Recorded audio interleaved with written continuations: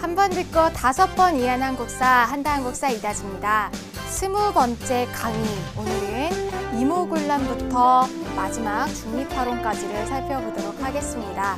오늘은 소개되면 여러분들 꼭 지켜야 된다는 오랜만에 나의 목표를 소개를 해드리려고 하는데요. 고3 김희로 학생의 사연입니다.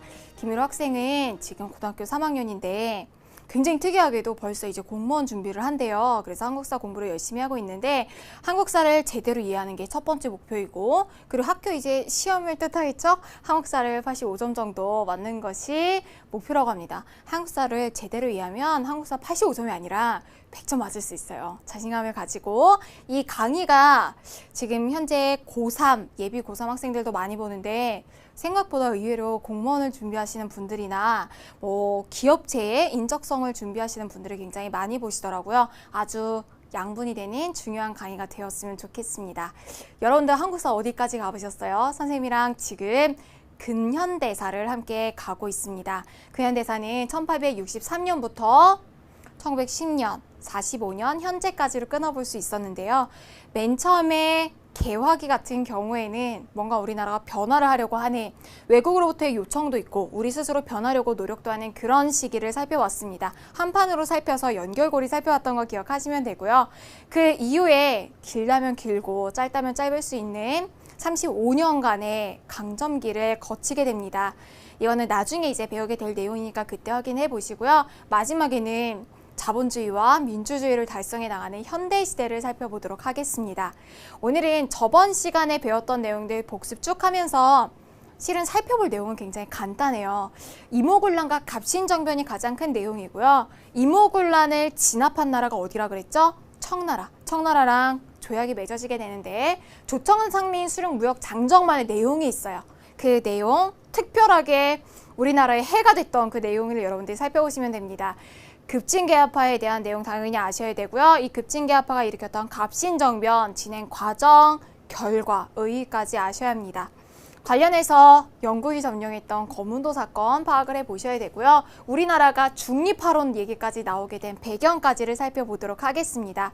하이라이트 넘어가서 우리 중요한 내용 살펴보도록 할게요.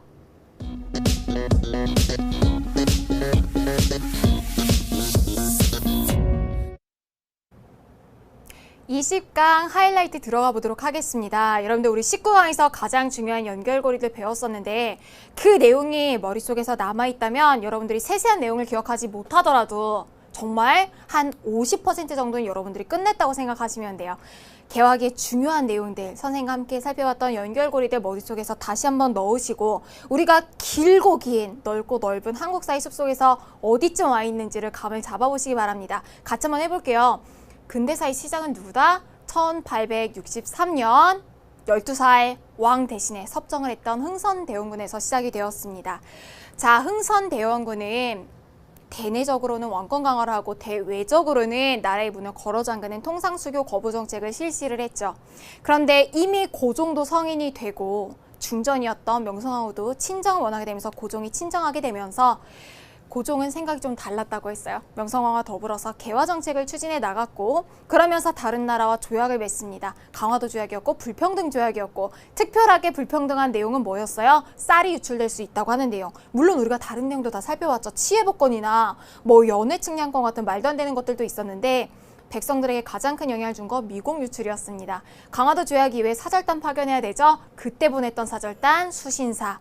수신사가 가지고 온 책 조선책략, 조선책략에 나와 있었던 내용에 따라서 개화정책 실시가 되고 러시아 막기에서 미국과 손을 잡으라고 했죠. 조미수호 통상조약. 조미수호 통상조약에서 최초로 맺어진 거 최애국 대우, 자동 업그레이드 조약 생각하시면 되고요. 개화정책에서 실시했던 내용 중에 별기군 창설로 인해서 90군데에 반란 이모군란. 이모군란을 진압한 나라가 어디라고요? 청나라. 청나라 진압하고 난 다음에 우리나라에 대한 간섭이 심해지니까 친청파, 반청파 나뉘게 되고 기득권층이 아니었던 반청파에서 일으킨 것이 바로 갑신정변이었습니다. 갑신정변으로 청나라, 일본 다 이제 들어오게 되니까 우리나라가 러시아에 접근하면서 이 세력을 막아보려고 했는데 러시아의 라이벌이었던 영국이 러시아를 막아보겠다는 생각에 우리나라의 거문도를 점령하는 사건도 발생을 했습니다. 이걸로 인해서 우리나라를 뭐로 만들자? 중립국으로 만들자는 얘기가 나왔고요. 아주 혼탁한 상황 속에서 백성들의 삶이 완전히 파탄이 났죠. 그걸 보여주는 것이 바로 반공명이었습니다. 미국 유출을 금지하는 것이 내려졌지만 성공하지 못하고 오히려 실패하고 일본에 큰 배상금을 물어주게 되고요. 우리나라 평민들 사이에서는 동학이 널리 확산이 됩니다. 동학 농민운동으로 터져 나오게 되고요. 이해 동학 농민군이 진압이 안 되니까 정부가 청나라를 불렀는데 청나라가 일본과 같이 들어오게 되면서 청일 동시 파병이 되고요. 우리나라의 경복궁을 무력으로 점령한 이후에 갑오개혁을 일으키고 그것도 모자라서 청일전쟁까지 일으키게 되는 그런 상황이 일어나게 됩니다. 1차 갑오개혁 이어서 2차 갑오개혁까지 있고요. 청일전쟁에서 일본이 이기게 되면서 랴오둥반도 가져오죠. 거기에 대한 간섭도 있게 됩니다.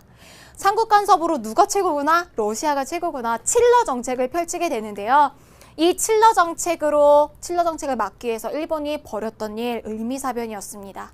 명성황후를 시해하고 난 다음에 우리나라에 개혁을 이끌어 나갔는데 일본의 입김이 들어간 개혁은요. 우리나라를 식민지로 만들기 좋게 하기 위한 개혁들이에요. 을미개혁, 단발령 이런 걸 실시하는 걸 통해서 우리나라의 저항이 굉장히 거셌고 그 틈을 타서 생명의 위협을 느꼈던 고종은 러시아 공사관으로 처소로 옮겼죠. 아관파천이라고 했습니다. 러시아 공사관으로 갔던 고종을 다시 돌아와요라고 했던 단체가 독립협회였고요. 그래서 고종이 돌아와서 세웠던 것이 바로 황제의 나라 대한제국이었습니다. 광무개혁은 나중에 다음 시간에 배우겠지만 개혁이라고 보기에는 조금 미진한 면이 있었고요. 일제강점기 되기 전에 격렬한 항쟁들이 있었지만 결국에 식민지가 된다라고 하는 내용, 개혁의 전반적인 내용들이었습니다. 우리 흥선대원군부터 저번 시간에 개화정책까지 살펴봤어요.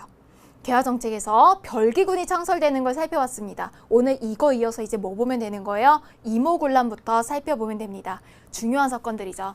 이모군란 당시에 별기군들의 모습인데요. 이거를 보면 선생님이 당시 개혁이 어땠는가라는 거를 짐작을 할 수가 있어요. 우리가 딱 생각하기에 신식군대 엄청난 혜택을 받았으며 마치 지금으로 치면 아이언맨 같은 복장을 한 최신식 이런 느낌이어야 하는데 딱 우리가 보기에 뭐 그런 느낌 있잖아요. 되게 이질적인 느낌? 바지는 한복을 입었는데 위에는 넥타이를 메고 선글라스를 꼈는데 머리는 상투를 튼 느낌? 그러니까 완전한 개혁이 아니라 그냥 흉내내기에 바빴다라고 하는 생각이 굉장히 많이 들고요. 사건이 이모군란이잖아요. 이모년에 일어났던 군인들의 난이라고 표현을 하지만 난리라고 하는 게 그렇게 좋은 의미는 아니죠. 나중에 또 이게 용어가 바뀔 그런 소지도 있습니다. 이모군란 당시에 구식 군인들이 어떤 불만을 가졌고 어떻게 진행됐는지를 차근차근 살펴볼 텐데요. 자, 이모군란의 배경은 구식 군인들에 대한 차별 대우다라고 하는 거를 우리가 익히 들어서 배웠습니다. 이렇게 생각하면 돼요. 여러분들이 정말 열심히 공부해서 대학교 가고 정말 좋은 직장에 들어갔어요. 대기업에 들어가서 여러분들이 신입사원이라고 해볼게요. 여러분들 1기요, 1기. 1기 신입사원이 됐습니다. 연봉 얼마 정도 할까요, 여러분? 되게 기분 좋게 팍팍 써볼까요? 요즘에 대기업 초봉이 어느 정도인지 모르는데 5천만 원 정도면 엄청 많은 거 아닌가요? 5천만 원. 선생님 잘 몰라서 지금은 너무 일을 한 지 오래돼서 아직 젊지만 오래돼서 5천만 원이라고 해볼게요. 5천만 원이고 휴가는 1년에 7일 여름 휴가 정도 갈 수 있다고 해보세요. 그래서 여러분들 이렇게 다니고 있는데 갑자기 회사 대대적으로 개혁을 한대요. 그래서 이번에 뽑는 신입사원부터는 다르게 적용을 한다 그래서 2기가 뽑혔어요. 얘네가 이제 신식군 되겠죠.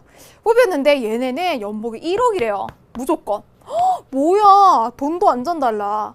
근데 얘는 휴가도 30일이래요.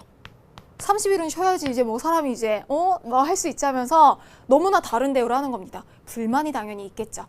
여기에 실은 요것만 가지고서는 난까지는 일어나지 않을 수도 있어요. 그런데 여기에 뭐가 더해지냐면 월급이 안 나오는 거예요. 주구장창 언제까지? 1년하고도 한 달까지. 세상에 선생님 카드값 생각하면 한 달만 돈이 없어도 난리가 나는데 13개월 동안 임금 체불 13개월 동안 안 나왔어. 그래서 겨우 1년하고 1개월 있다가 돈이 나왔는데 돈을 이제 돈 봉투에 넣어서 준 거예요. 그 봤더니 아니 중간중간에 돈이 아니라 A4 용지를 비슷하게 잘라놓은 게 섞여 있는 거예요. 완전 화나죠. 그래서 인사팀에 가서 막 따진 거죠. 이거 어떻게 된 거냐. 인사팀이 안 입고 오면 나가라고 하는 거죠. 그래서 막 때렸어요. 이게 이모군란입니다. 전반적인 내용이 구식군인이 13개월 동안 월급이 밀려 있었어요. 그 전에 차별대우도 꾹꾹 참으면서 있다가 정말 오랜만에 한 달치 월급을 준다고 해서 갔더니 쌀에다가 겨랑 모래랑 돌을 섞어서 준 거예요.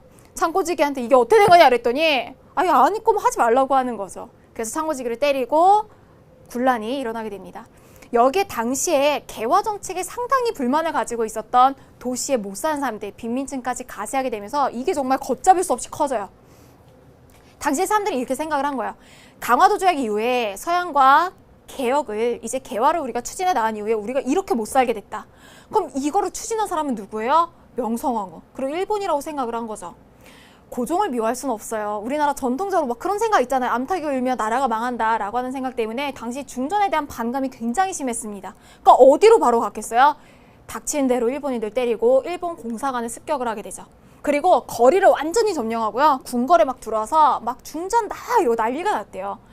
당시에 민중들이 원했던 것, 이모군란을 일으켰던 세력들이 원했던 지도층은 누구예요? 옛날에 우리끼리 잘 살았을 때 막 외부에서 문 열라고 하면 문도 안 열고 척허비도 세웠던 흥선대원군을 그리워한 거죠. 흥선대원군이 자신이 물러난 지 8년 만에 민중들의 요구로 재집권하게 됩니다. 얼마나 기분이 좋았을까요? 막 자기는 완전 권력에 밀려나가지고 며느리한테 밀려서 이렇게 있다가 대중이 나를 원한대 화려하게 컴백을 한 거죠. 그런데 군란에 이 모인 사람들이 해체할 생각을 도무지 안 하는 거예요. 그러면서 이 군란에 참여했던 사람들, 구식군이나 빈민층이 뭐라고 하냐면 중전을 찾아야 된다. 아니 중전이 어딘가에 살아있으면 나중에 복직해서 우리를 가만두지 않을 거다. 개화 정책을 또 추진할 거 아니냐라고 했더니 흥선대원군이 여기서 약간의 무리수를 둡니다. 내 며느리는 중전은 이미 승하하셨다. 이미 죽었다라고 한 거예요. 그래서 실제로 여러분 명성황후의 국가의 장례식, 국상도 치르게 됩니다. 시체가 발견이 안 됐으니까 명성황후의 옷을 넣어서, 중전의 옷을 넣어서 장례까지 치러요. 정치적인 사형 선고로 내려버린 거죠. 그런데 실제로 당시에 중전은 죽었는가? 아니에요. 궁녀의 옷을 빌려 입고서 피신해 있었습니다. 그 소식을 듣고서 제일 속이 탔던 사람이 누구겠어요? 중전이었겠죠. 아니 자기가 죽은 사람이 돼버렸어요. 만유희 선생님이 막 이렇게 활동하다가 네이버 포털에 막 뜬 거야. 나 살아있는데 막 사망 이렇게 해가지고 사람들 전화하고 난리가 나는 거죠. 명성황후가 그래서 중전이 여기서 하지 말아야 될 선택을 하게 됩니다. 이게 우리나라 역사 속에서 굉장히 결정적인 장면인데요. 중전이 명성황후 측에서 청나라에 군사를 요청을 한 거예요. 청나라 군대가 개입을 한 거죠. 어쨌든 간에 진짜 시끄럽고 막 진짜 시아버지 너무 믿고 막 10월 되어도 그 안에서 해결해야 되는데 다른 나라에 개입을 하게 되면서 청나라 개입을 하게 되면서 우리나라가 엄청나게 근대사가 요동치게 되는 일이 있게 됩니다. 그래서 어떻게 하냐면 청나라 군대가 명성황후의 다시 이제 환궁 행렬 있잖아요. 그거를 호위를 해줘요. 민씨 정권이 재집권을 하게 되죠. 중전이 재집권을 하게 되고요. 너무 심한 게 흥선대원군은 청나라 군대 와서 재가를 물려서 납치를 해가요. 이게 있을 수 있는 일이야 한 나라에? 어쨌건 흥선대원군은 납치가 되고 역사 속에서 사라지고 다시 한번 개화 세력이 뭔가 잡을 수 있는 그런 세력이 되기도 했죠. 청나라 입장, 일본 입장에서 한번 생각을 해볼게요. 청나라 입장에서는 이 기회다 싶지 않았을까요? 원래 4대 관계로 인해서 자기가 항상 형님이었잖아요. 그런데 강화도 조약으로 일본이 치고 나가면서 이거 아닌데? 막 조선 자주국이고 평등한 나라래. 막 당황을 하는 상황, 그런 상황이었을 거예요. 청나라는 이 기회에 조선을 4대 관계, 형님 동생이 아니라 완전 식민지로 만들어버리려고 합니다. 그래서 우리나라에 군대를 끌고 들어오잖아요. 이모군란 끝나는데도 3,000명을 주둔을 시켜요. 우리나라를 완전히 속국으로 만들기 위한 온갖 방법을 쓰면서 진짜 악질이에요. 실은 막 우리가 막 일본만 욕하는데 근대사에서 우리의 적이 아닌 국가가 없을 정도로 굉장히 악질이었습니다. 조선과 청나라 간에는 조청상민 수륙무역장정이 맺어지게 되는데요. 제일 긴 아마 제도 이름일 거예요. 끊어서 보시면 돼요. 조선과 청나라 간에 상민 간에 바닷길, 육지길에서 맺어지는 무역에 관한 장정이다라고 하는 건데 중요한 내용이 있어요. 예전에 우리 일본이랑 강화도 조약 내용에서 봤을 땐 분명히 뭐가 있었어요? 일본은 어디에서만 활동한다? 개항장에 허가된 거류지 안에서만. 내륙으로 못 들어와요. 내륙으로 물건을 거래를 하고 싶으면 우리나라 중간 상인을 거쳐야 되는데 조청상민 수륙무역장정에 이걸 파괴하는 내용이 들어가 있어요. 뭐가 들어가 있느냐? 이거 너무 중요해요. 내륙으로 가서 상업을 통할 수 있는 권리가 들어가 있습니다. 선생님 그럼 청나라한테만 허락해주면 되는 거 아니에요? 할 수 있는데 여러분 굉장히 순수한 생각. 최혜국 대우가 있잖아요. 최혜국 대우에서 너도 나도 내륙으로 진출하게 되면서 우리나라 중간 상인층 파괴가 되고요. 개항장에서만 거래가 됐던 규모가 전국적으로 퍼지게 되죠. 그래 어떻게 했어요? 일본이 완전 우리나라의 우위를 점하고 있다가 청나라랑 이때부터 계속해서 신경전을 벌이면서 일본 올라가고 청나라 따라오고 하는 상황이 펼쳐지게 됩니다. 일본은 약간 당황했겠죠. 조선이 우리한테 다 넘어왔다고 생각을 했는데 청나라한테 군대를 요청하고 청나라 군대가 들어와 버렸어요. 청나라 입김이 훨씬 더 세지게 됐어요. 뭐라도 챙겨야겠어요. 돈이라도 챙겨야겠다. 재물포 조약을 맺고요. 배상금을 왕창 뜯어낸 다음에 우리나라에 군대를 주둔시킵니다. 왜냐면 막 우리나라 사람들이 가서 일본 막인들 때리고 막 공산 불지르고 막 그랬잖아요. 자기네 나라를 보호한다는 구실로 군대까지 주둔시켜요. 그러고 난 다음에 청나라가 진짜 감나라 배나라 하고 우리나라 정부는 중전이 청군의 이 호의를 받으면서 들어왔는데 청나라 눈치 당연히 볼 거 아니에요. 그러니까 이런 게 싫은 쪽에 개화파가 반청파로 가고 이거에 이제 온건하게 협조하는 파가 친청파로 가게 되는 거예요. 개화파가 분화되는 지점 너무 중요합니다. 자, 친청파는요. 당시에 기득권층이겠죠. 청나라가 권력을 잡고 있는데 반청이 기득권 잡을 수가 없어요. 친청파 같은 경우에는 청나라의 개혁 모델이었던 양문동을 모델로 해서 우리나라의 개혁을 이끌어 나가자고 하는 쪽이에요. 자, 청나라의 개혁운동이 뭐였냐면 양문동이라고 하는 건데 양문동의 뜻이 뭐냐면 서양에 힘쓸 못자라 그래서 기술만 받아들이는 거예요. 이게 여러분 되게 어려운 얘기일 수 있는데 한번 생각을 해보세요. 우리가 막 근대화라고 하는데 실은 근대화가 뭐고 계몽이 뭐고 뭘 추구하는 거야 라고 생각을 할 수 있어요. 좋은 것은 무조건 서양의 것일까? 이거에 대한 물음도 필요한 거죠.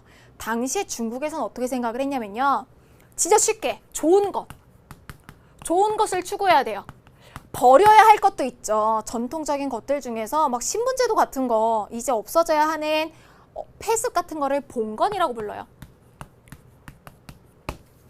그럼 봉건을 버리고 나라를 강하게 만들기 위해서 좋은 것을 추구해야 되는데 이게 무엇이냐에 대한 생각 이거에 따라서 추구하는 바가 달라지는 거죠. 청나라는 어떻게 생각했냐면요. 제일 좋은 거와 덜 좋은 거로 구분을 해요. 제일 좋은 거, 가장 인간에게 본질적인 거, 그 나라의 문화와 정신 있잖아요. 일본이 아니라 중국 아직도 그런 생각하는데 중화사상 있죠. 자기네가 최고예요. 중국은 무조건. 문화는 자기가 최고고 정신적인 수준도 최고고 황제가 다스리는 국가도 문제가 없어요. 그런데 다만 서양이 중국보다 조금 앞서 있는 것은 우리가 충분히 따라잡을 수 있는 가장 본질적인 것 바깥을 싸고 있는 기술이다 생각을 한 거죠. 그래서 뭐라고 하느냐, 우리의 제도, 황제 체제 그대로 유지하고 서양은 기술만 받아들인대요. 그러니까 서양의 무기, 뭐 학교 제도나 이런 것들만 받아들이고 정치 체제엔 전혀 변화가 없었습니다. 그게 양무운동이에요. 그런데 정말 반쪽짜리 개혁이죠, 여러분. 이게 말이 된다고 생각을 하세요? 우리 핸드폰, 아이폰 하나에도 그 안에 그걸 만든 사람의 철학이 담겨 있는데 쉽게 생각해서 여러분 만약에 이런 거 생각을 해보세요. 우리가 여러분들이 1년에 한 번씩 미치는 시간 축제를 생각을 해보면 축제 때 여러분들 정말 목숨 걸고서 뭐해요? 막 1일 찻집하고 막 전 부치고 막 난리 나잖아요. 이때 막 축제를 벌이고서 여러분들이 막 돈도 벌고 그걸로 막 회식할 생각이 들떠 있는데 축제 기간 내내 교감 선생님 옆에 서 있어. 파는 거 보고 말하는 거 감시하고 해. 이러면 제대로 된 개혁이 될까요? 아니죠. 따라하는 거에 불과하다는 거예요. 당시 중국이 어떻게 했냐면 상인이 물건 판매할 때 관리가 감독해요. 똑같은 거죠. 뭔가를 받아들이긴 하는데 자기네 식으로 받아들이려고 하니까 이게 아주 엉성하게 들어왔던 게 바로 양무운동입니다. 그러니까 다변하자는 거예요? 아니면 차츰 변하자는 거예요? 차츰. 그래서 친청파를 온건파라고 하는 거예요. 중요한 거.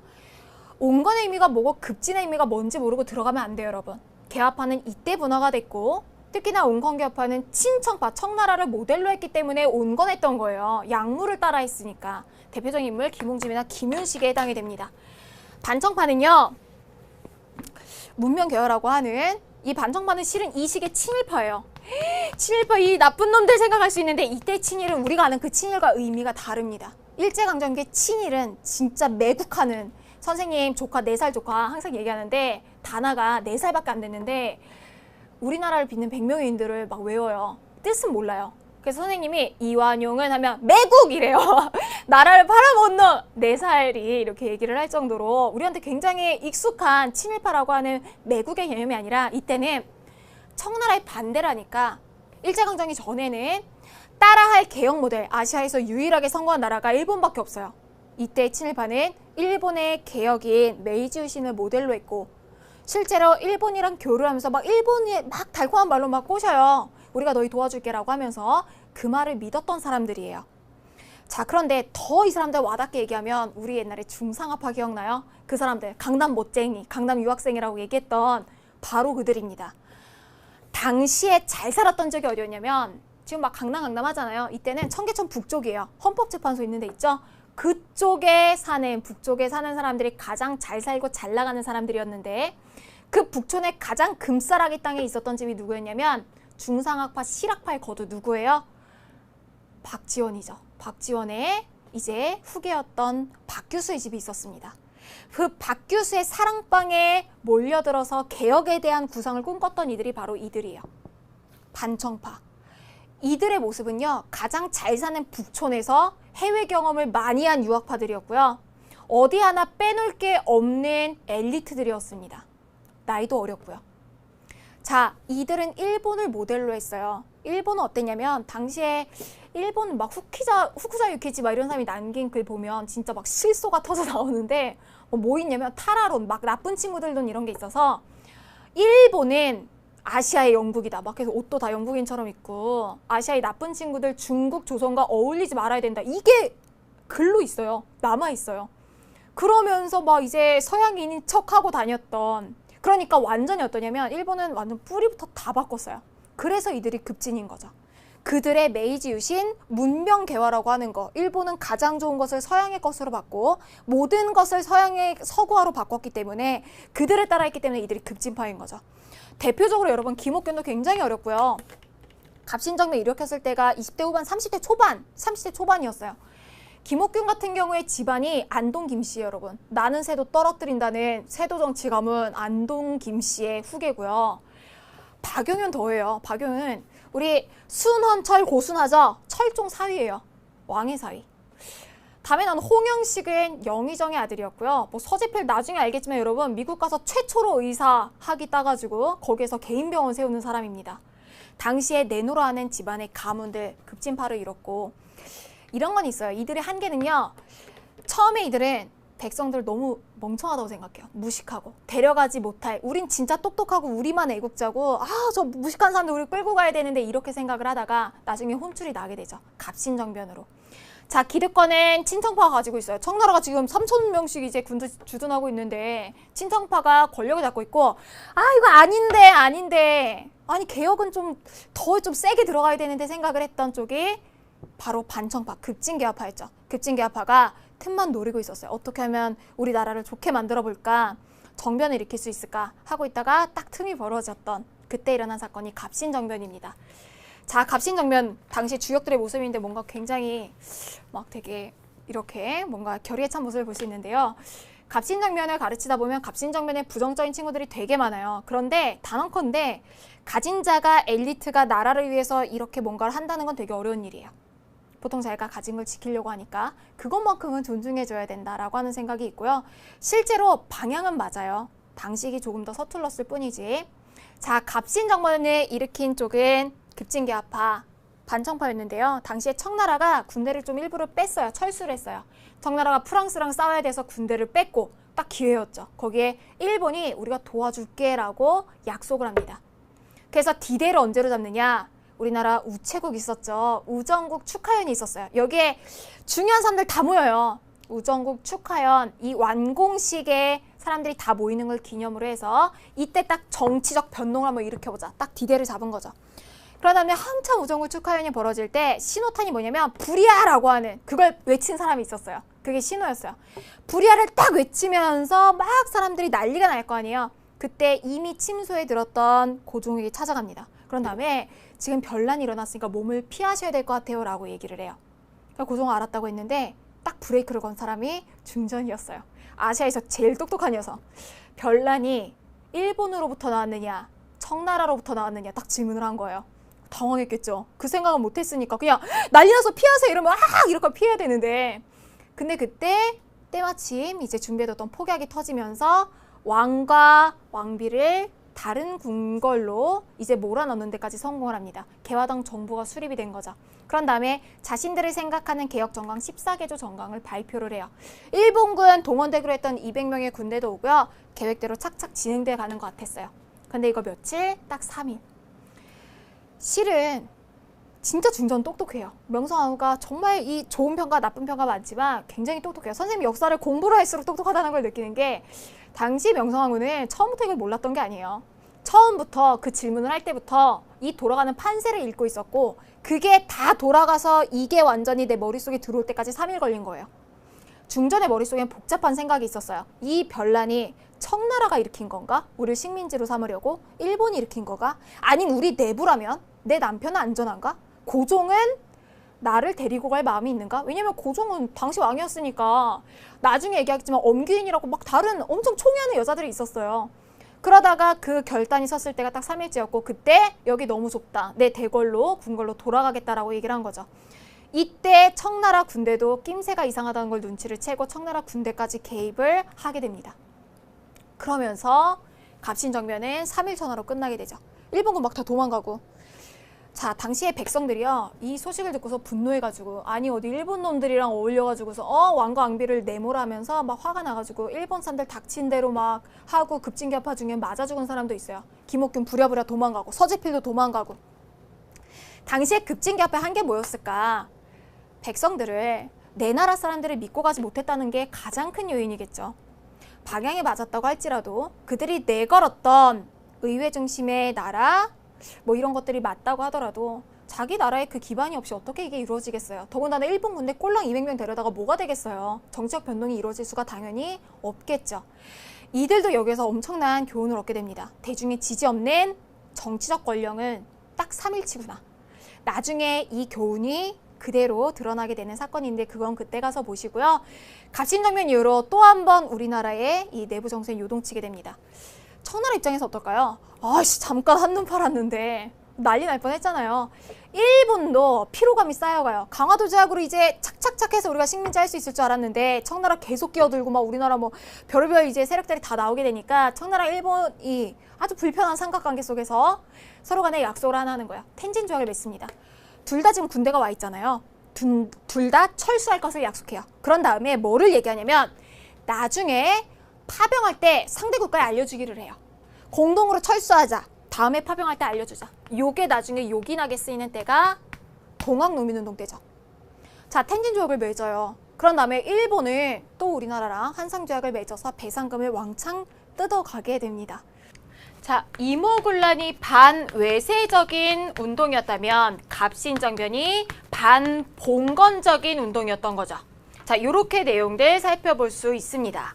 자, 그리고 갑신정변으로 청나라와 일본의 입김이 더욱더 세지게 되고요. 우리나라는 정말 그 싫은 삼각관계 속에서 이제 피로감이 쌓여가고 있던 그런 상황이었던 거죠. 자, 이런 상황 속에서요. 발표됐던 14개조 정강, 그들이 꿈꿨던 14개 개혁 정강 중에서 중요한 것들을 뽑아왔는데 실은 이 내용이 약간 미화됐을 가능성이 좀 더 높아요. 왜냐면 요거를 얘기한 김옥균이 나중에 우리가 그때 발표한 내용이 그거다라고 하면서 썼던 거기 때문에 하지만 교과서에도 실려있고 아주 유효한 중요한 사료 중에 하나입니다. 자, 이들이 엘리트가 꿈꿨던 세상은 어떤 세상이었을까요? 첫째, 대원군을 귀국하게 하고 언제 제갈 물려서 지금 낯이 됐잖아요. 반청파라면서요. 청나라에서 무력 행사했으니까 되돌려놔라. 청에 대한 조공, 물건 바치고 사대관계 안에 허례허식을 폐지하라. 반청이에요. 반청 말 그대로. 선생님이 갑신정변을 높게 평가하는 것 중에 하나가 이 2번입니다. 굉장한 엘리트층, 정말 사회 내놓으라는 그런 층이었는데 뭐라고 얘기하느냐. 문벌을 폐지하자. 가문 따라서 막 무리짓고 이런 거 폐지하고 사람들 모두 다 평등하다. 신분제 폐지까지 생각이 간 거예요. 선생님도 항상 생각을 하지만 선생님 쓸데없는 상상하는 거 되게 좋아하거든요. 그래서 맨날 혼자 가만히 누워있으면 막 내가 일제강점기에 태어났다면 하고 막 1시간 더 혼자 생각하고 친구한테 맨날 뭐 막 질문하면은 만약에 좀 안 하면 안 되냐고. 만약에 이렇게 하면 어떻게 할 거야? 맨날 물어봐서 대화가 유일하게 이어지는 사람이 선생님 조카밖에 없어요. 만약에 다나는 다시 태어나면 뭘로 태어날까? 그러면 공룡 이러고 대화가 통해요. 공상을 하는데 그 공상 중에서 상당 부분 많이 차지하는 공상이 역사랑 관련된 공상이에요. 실제로 생각한 것 중에 내가 엄청 귀족이었으면, 막 인도에서 카스트 제도에서 최상위 계층 브라만이었으면 나는 평등을 생각했을까? 부타처럼? 하기 진짜 힘들었을 것 같아요. 일제강점기에 내가 태어났다면 나는 친일하지 않을 수 있었을까? 이 생각은 진짜 많이 하거든요. 근데 만약에 역사를 공부하고 나서였다면 친일파가 되지 않았을 것 같아요. 근데 멋모르고 그때 살면서 정말 가난하게 살면서 막 일본이 얼르고 달래면서 막 완장 달아주고 그랬으면 정말 뭔가 무지한 상태에서는 정말 휘둘렸을 수도 있겠다 싶은 생각이 들죠. 이때도 마찬가지예요. 최고위 자제들이 사람들은 모두 다 평등하다는 생각을 하는 게 얼마나 나오기가 힘들었던 생각이었을까. 그런데 그들이 엘리트여서 가질 수 있는 한계도 분명히 여기 나와요. 우리가 근현에서 보면 너무 많은 조약, 너무 많은 개혁 정강 때문에 혼동스러워 하는데 그 개혁 정강, 그 조약의 내용들 다 사람이 만드는 거예요. 그러니까 그걸 만든 사람의 입장이 반영이 되어 있을 수밖에 없고 그들의 한계가 거기에 여실히 드러나게 됩니다. 그게 바로 요 3번이에요. 자, 이들이 생각한 자신들이 이끌어줘야 된다고 했던 대중들, 인민들을 위해서 만들어야 되는 법이라고 생각했던 게 지조법 개혁이에요. 지조법 뭐예요? 토지와 관련된 조세제도 개혁이에요.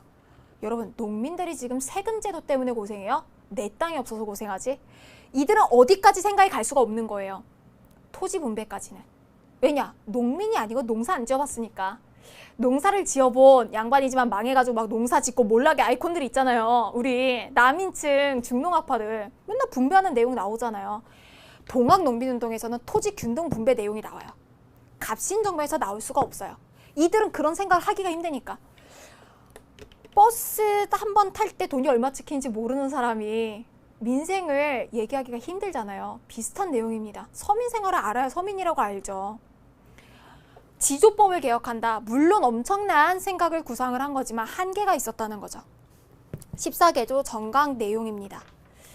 자, 관련해서 우리 머릿속에 연결고리 만들어 볼게요. 이모군란 처음으로 배웠죠. 이모군란 이전의 연결고리는 개화정책의 별기군. 개화정책 왜 실시됐는데 조선책략 들어오고. 조선책략 왜 들어왔지? 수신사. 이렇게 연결할 수 있어야 돼요. 이모군란으로 인해서요. 청나라가 여기에 개입을 하게 되고 청나라의 입김이 세지면서 반청파가 형성이 됐어요. 이들이 무슨 개화파? 급진개화파. 급진개화파가 급진적으로 개화하기 위해서 일으켰던 이 일이 바로 갑신정변이었고 갑신정변에서 청나라와 일본 둘 다 이제 우리나라 군대에서 각축전을 벌이게 되면서 우리나라는 청나라 일본으로부터 거리를 두고 싶어 해요. 그러니까 피곤해요. 이 관계가, 삼각관계가. 그래서 좀 센 나라를 통해서 견제해보고자 하고서 접근했던 나라가 러시아였습니다. 조선과 러시아 간에 비밀 협약이 추진이 되도록 막 체결을 하도록 얘기를 진행해 나가고 있었어요. 당시에 근데 러시아의 라이벌 영국이 가만히 있을 리가 없죠. 영국이 조선에 편지를 보내요. 뭐로 보내냐면 영국이 당신네 나라가 좀 혼란스러워 보이니까 우리가 해밀턴을 점령하겠다라고 편지를 보냈어요. 해밀턴이 어디야? 우리나라야? 생각할 수 있죠. 거기가 검은도입니다. 해밀턴 하면 선생님은 이태원의 해밀턴 호텔밖에 생각 안 나는데 해밀턴이 영국이 생각하기엔 거기 해밀턴이라고 부른 거예요. 우리나라 남해 이 검은도를. 그런 다음에 거기를 강제 점령해요. 완전 당황스럽죠. 우리나라에서 나가라고 했어요. 당연히. 아, 뭐 하는 거냐, 남의 나라 들어와서. 거기다 막 군사기지까지 만들고 난리를 차린 거예요. 거기다가. 나가라고 했더니 끝까지 말을 안 듣고 2년 동안이나 주둔해 있었습니다. 그러니까 우리나라가 정말 지금은 정말 세계적인 이제 경제 강국으로도 성장을 하고 선생님 생각하기에 역사에 대한 열정도 많고 교육열도 높은 좋은 나라라고 생각을 하지만 조선시대 때까지만 해도 세계사적으로 주목을 받긴 좀 힘들었어요. 그리고 실제로 세계사적으로 이제 주목을 받을 때도 항상 청나라와 일본 사이의 관계 이런 것 속에서 조명이 됐었는데 이때는 진짜 완전 단독 스포트라이트. 아니 러시아랑 영국이랑 청나라와 일본이 동시에 관심을 가지고 있는 나라 조선이었던 거죠. 근데 불편한 관심, 우리한테 굉장히 힘든 관심. 근데 이때가 기회였어요. 선생님 아무리 막 역사를 공부해볼수록 이때 기회였어. 이때가.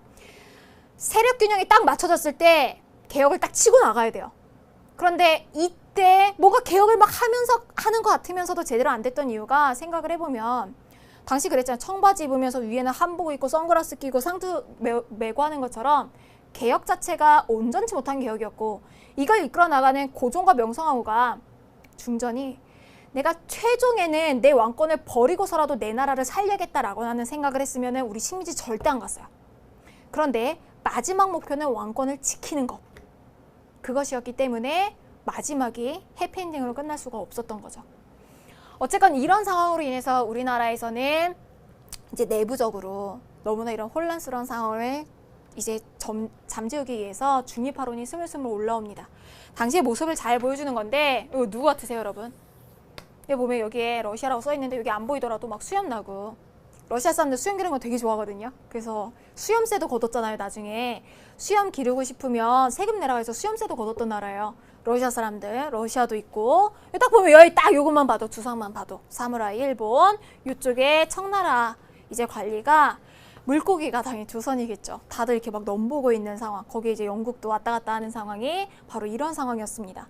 그래서 우리나라에 6.1조뿐만이 아니라 부들러도 얘기를 해요. 우리나라를 중립국으로 만들자. 우리나라 지정학적 위치가 굉장히 중요한 위치인 거 아시죠? 동아시아의 요충지, 허브, 인천공항이 괜히 뜨는 게 아니죠.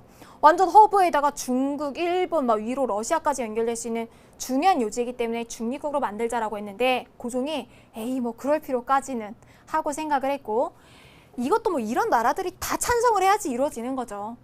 이런 우리를 가지고 싶은데 여기를 왜 가만 놔둬요? 하는 생각에 중립화론은 무력화됩니다. 이루어지지는 않아요. 자, 오늘 했던 내용들 총 복습해 볼게요. 1번, 이모곤란 후에요. 조선은 청과 뭐를 체결했는지 기억나세요?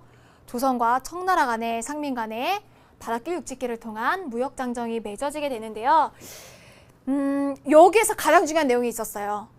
강화도 조약도 진짜 선생님 막 개인적으로 막 진짜 침 뱉고 싶고 막 이러지만, 조민소통상조약도 짜증나지만 그래도 그 전까지 없었던 내륙에 대한, 육지에 대해서 진출할 수 있는 권한이 들어갔기 때문에 우리나라 경제가 아주 급속하게 망가지게 됩니다. 2번, 급진개혁파는요 언제 형성되어? 이모관란 이후에 반청파가 급진파가 됐던 거죠. 우정국, 우체국 요 공사 축하연을 이용해서 갑신정변을 일으켰어요. 갑신년에 일어난 정치적 변동을 뜻하고요. 정치적 권력이 바뀌었지만 3일밖에 그치지 못했습니다. 갑신정변 후에요. 청나라랑 일본은 이것을 맺는데 이거 중요해요. 다음 시간에 아주 중요한 사건, 우리나라를 뒤바꿔놓는 결정적 장면 두 번째 중에 하나입니다. 텐진조약을 맺고요. 같이 빠지되 나중에 갈 때는 상대 국가에 알려주기를 약속을 하게 되면서 동학농민운동 때 일본이 1+1으로 들어오게 되는 그 계기가 되죠. 자, 관련해서 4번, 갑신정변 직후에요. 조선은 주제독일 부영사, 이 사람이 조선의 안정을 위해서 스위스와 같은 영세 중립화 방안, 누구겠어? 6.1준 아니겠죠, 여러분? 부들러가 건의를 하게 되고요. 영국은요, 러시아 남하를 막는다는 구실로 해밀턴 거문도를 불법으로 점령을 했습니다. 자, 개화파는요, 이것을 전후해서 온건파와 급진파로 나뉘었다. 이모곤란입니다. 너무 중요한 내용이었죠. 자, 우리 배웠던 내용들 무한 반복해보고 다시 한번 정리를 해보도록 하겠습니다. 우리 중요한 키워드 첫 번째, 이모곤란이었어요. 이모년에 일어난 군인들의 반란이라고 했는데 도시 빈민층도 참여를 했었고요. 이모곤란을 주로 일으켰던 가장 강력한 세력은 별기군에 대한 구식군인의 반란이었다 생각하면 됩니다. 자, 구식군인들, 그리고 사람들이 원했던 것은 개화를 더 이상 추진하지 않고 대원군이 집권하는 거였고요. 이후에 이거를 청나라가 진압하게 되면서 우리나라는 어떤 정부가 들어선다? 친청 정부가 들어섭니다. 이거에 반발하는 세력에 따라서 급진파, 온건파 나뉘어지는 걸 봤죠. 자, 이 키워드도 살펴봤어요. 조청상민 수령 무역장정. 제일 중요한 거, 청나라 상인 내륙에 들어올 수 있다. 거류지 무역이 파괴됐다 생각하면 되고요. 이걸로 인해서 점점 일본이 우위를 점하고 있던 우리 시장에 청나라가 들어오면서 청나라와 일본 간의 대립이 극대화되고, 이게 빵 터지는 게 다음 시간 청일전쟁으로 이어지게 되죠. 자, 이런 키워드도 살펴봤습니다. 급진개혁파, 반청파였어요. 청나라에 반대했고 일본의 메이주신을 본따서 문명개화, 문화를 완전 열어버리자라고 하는 급진적인 개혁을 생각을 했습니다. 이들이 일으켰던 게 갑신정변이었고요. 어떤 장소를 기반으로 해서 우정국, 축하연을 기반으로 해서 불야와 함께 시작이 됐습니다. 중요한 거, 이후에 한성조약도 중요하지만 텐진조약을 통해서 청나라와 일본 간에 어떤 것이 약속이 됐었는지 중요한 내용으로 살펴봤습니다. 자, 한성조약을 통해서 우리가 배상금을 물어주게 됐고요. 거문도는 영국이 점령했어요. 그래서 러시아를 견제하겠다는 목적으로 이제 들어왔는데 2년 동안이나 주둔하고 나중에 나가게 됐습니다. 자, 그래서 우리나라는 중립파론이 나오게 됐고 6.1준이나 부들러 같은 사람이 주장하게 됐죠. 자, 관련해서 우리 지금 다시 한번 흐름 정리해 볼 건데요. 우리 저번 시간에 배웠던 내용부터 1863년 어린 고종을 대신해서 누가 집권한다? 흥선대원군. 대내개혁, 대외개혁 내용 생각나세요? 왕권 강화위에서 세도정치 아지트, 어디를? 비변사를 없애고 서원도 축소하고 세금제도의 문란을 개혁을 했는데 그중에서 군대 가는 문제, 평민들한테 너무 많은 부담이 가중이 되잖아요. 양반이 8, 90%인 시대에 양반들에게도 군포를 내게 하는 호포제 실시했던 내용, 환공을 개혁하기 위해서 민간에서 자율적으로 운영하는 사창제의 내용들 기억하시면 됩니다. 통상수교 거부 정책은 순서와 어떤 나라랑 연관되어 있는지 인과관계 굉장히 중요했고요. 병인 박해 일어나고 제너럴 셔먼호, 병인 양요, 오페르트 도굴 사건, 신명요로 이어지는 흐름, 그 이후에 척화비 세웠던 내용 기억하시면 됩니다. 자, 아들이 이미 성인이 됐기 때문에 흥선대원군 물러나고요. 아버지와 다른 생각을 가진 고종이 친위 정치를 이끌어 나가요.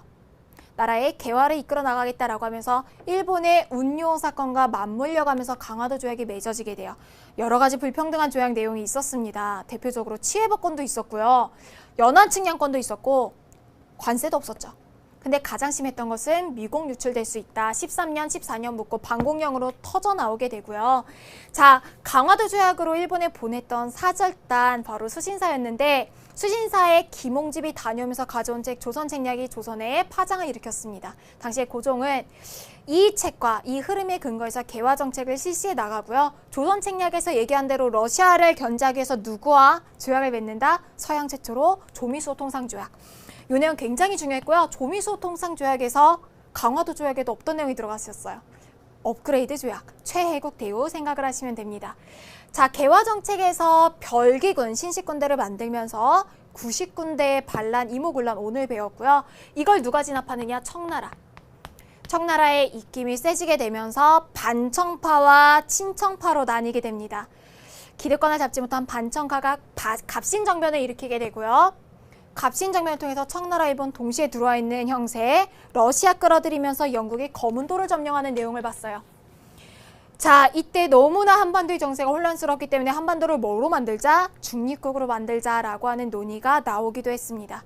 13년, 14년이 지나는 동안 민생이 완전 파탄이 나게 되고요. 곡식의 유출을 금지하는 반공령이 내려집니다. 하지만 오히려 일본은 조약 내용 막 뒤져가지고 우리 계약할 때도 조심해야 되잖아. 막 노예 계약하면 안 돼요, 여러분. 나도 모르게 사인했다. 여기 막 노예 인장 찍힌다니까요. 이게 막 불평등한 조약 내용 중에 뭐가 있었냐면 반공령은 딱 한 달의 기한을 두고 미리 얘기를 해주는 게 있었는데 이 기한을 정확하게 지키지 않았다고 우리가 오히려 배상금을 냅니다. 피해자가 맞고 돈까지 내준 거예요. 자, 그만큼 민생이 파탄되어 있을 때 동학이 확산이 되고 동학농민운동으로 터져 나오게 됩니다. 동학농민군 진압하려고 청나라 파병을 요청했는데 청나라 파병에서 누구한테 알려야 돼요? 일본한테.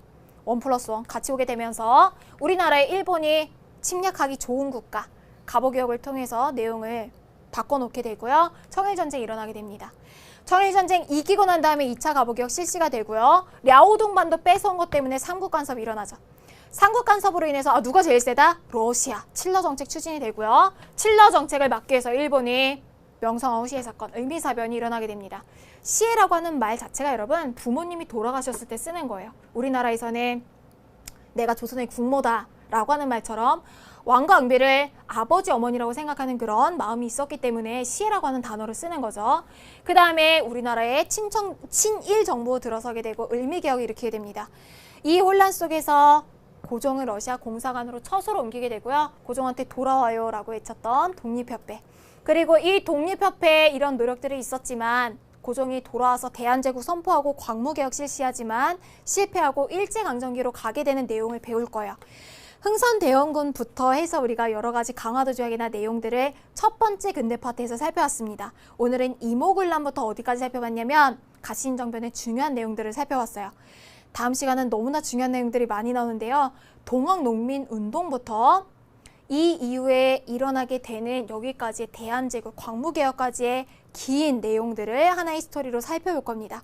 마지막 시간에 국권이 뺏기는 과정, 그때 의병이 어떻게 항쟁했고 애국개모운동이 어떻게 일어났는지를 살펴보도록 할게요.